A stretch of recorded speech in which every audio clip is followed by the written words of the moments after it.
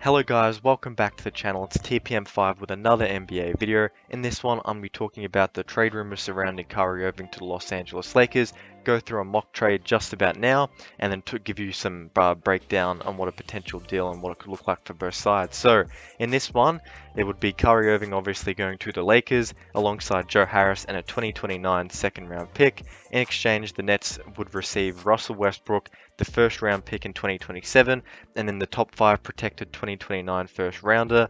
Now, obviously, this is a mock trade. This is what a deal could look like, the potential framework. When you look at the salaries as well, the Lakers need to receive someone else because the salaries don't match on their own. Salary will need to head back to the Lakers, as I'm sure you guys all understand.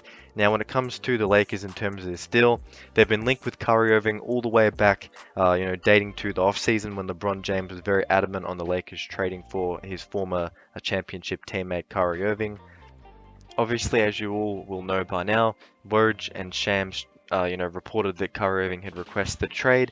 Now, a lot of it had stemmed around Brooklyn Nets kind of but not really giving Kyrie what he wanted. He obviously wanted the max extension for 4 years, and the Nets decided not to do that. So this is obviously Kyrie Irving's way of trying to go somewhere else now where he wants to be more and also get that money. Now, when you look at it, the Lakers are trying to get lottery protection on one of those draft picks. So when you look at that mock trade I made, the 2029 one has protection on it. Now, a bit of a sticking point for the Lakers will be protection on that draft pick. And I guess it is known around the league that Kyrie Irving can be a bit problematic and hasn't played more than 60 games in the last 5 years. Obviously an amazing player when he is out healthy on the floor, averaging this season alone 27 points, 5 assists, 5 rebounds on 48.6% shooting from the field and a scorching hot 37.4% from 3 on 8.7 attempts per game, slightly down from 42% last year. But you look at Kyrie Irving, he's the guy that really fits in with LeBron James and Anthony Davis, and in this case you would get Joe Harris back in a potential deal, who's contracted into next season, projected to earn $19.9 million. Joe Harris, again, someone that you all will know will be able to stretch the floor out, something the Lakers have struggled with this season, currently 27th in the league in three-point shooting, field goal shooting percentage. And when you add Joe Harris into the mix for the Lakers, he is already shooting a really, really good percentage of 40.5% from 3 and shot 46.6% on 6 attempts in 4 games last year, and has shot a career high 47% on 2 occasions with the Brooklyn Nets. Additionally, most teams around the league who have been linked with trading for Kyrie Irving have been said to be hesitant on offering the full 4-year, $198.5 million max extension. Obviously, the Lakers would need to, if they're trading all this stuff, need to be pretty sure on what they're going to do, as they are trading those 2 first-round picks, and it would be their last chance really in this LeBron era, given that all the assets have traded away and committed. Now for the Nets, a direct trade's probably the most simple way, but if you're the Nets, you probably are pushing to get a third team involved, which many rumors have linked the Utah Jazz as being that team.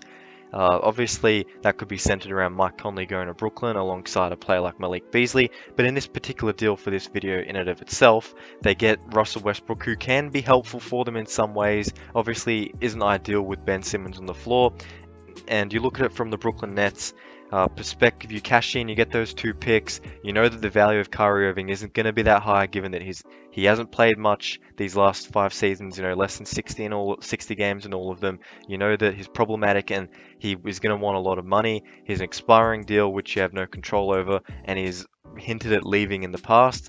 I think the value of Kyrie Irving probably is a bit overstated in some ways, so I think to get 2 first-round picks would be exceptional value for the Nets. You also get off of the money of Joe Harris, which would be $19.9 million next season, giving you some flexibility in the event that Kevin Durant does want to leave the team.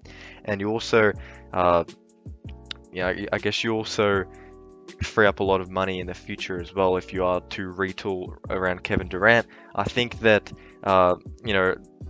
the Nets, an underrated outcome out of all of this, the Nets could hold on to Kyrie and he could play the rest of the year, as Chris Haynes did report that Kyrie Irving would finish the year and honor his contract, but then obviously subsequently would leave. And a championship could change things. He might want to stay with the team if they were successful, but we have seen him in the past pout and make drama like he did in Boston when he didn't get his way. If the Nets were to use Russ, he's averaging 16, 8, and 6 off the bench and could be useful. That is it for the video. Don't forget to comment what you think, like the video, and subscribe. And until next time, peace out. Thank you.